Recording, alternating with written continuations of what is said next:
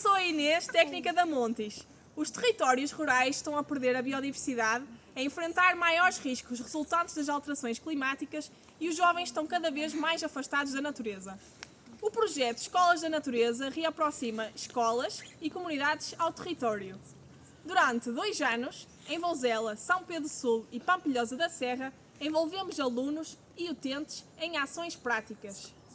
Controle de invasoras, plantações de espécies nativas, engenharia natural, monitorização da vida selvagem e ciência cidadã, tudo baseado no aprender fazendo.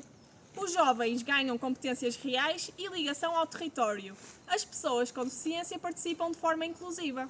As comunidades locais veem a paisagem valorizada e mais resiliente. Reforça-se a solidariedade intergeracional com partilha de saberes entre gerações. E aproximamos escolas rurais e urbanas. Mais de 90 dias de atividades, benefícios ecológicos mensuráveis, recursos educativos reutilizáveis e um modelo replicável graças às parcerias com autarquias, escolas e universidades. A mais-valia do financiamento EDP é decisivo para garantir logística, materiais, monitores e para valorizar quer os terrenos marginais geridos pela Montes em Vouzela e São Pedro Sul, quer algumas áreas da EDP Produção junto à Albufeira de Santa Luzia em Pampilhosa da Serra.